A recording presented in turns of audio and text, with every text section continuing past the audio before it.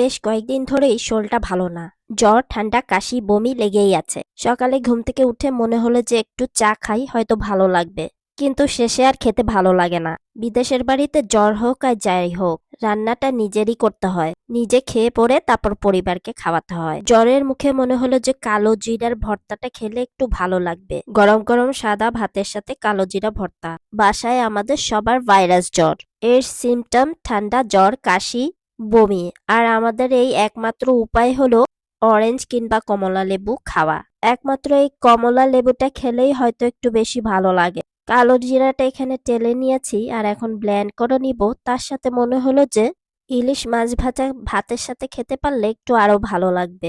সাথে আগের দিনের টমেটোর চাটনিও ছিল। জ্বরের মুখে মনে হয় যে এটা খেলে হয়তো ভালো লাগবে বা ওটা খেলে হয়তো ভালো লাগবে। তবে দিন শেষে না কিছুই খেতে আর ভালো লাগে না। ভক্তি রুচি কিছুই বলতে আসে না। তবে এটাই আমাদের প্রবাস লাইফ। আমরা যে মা, তাই আমাদের সবার আগে ভালো থাকতে হবে।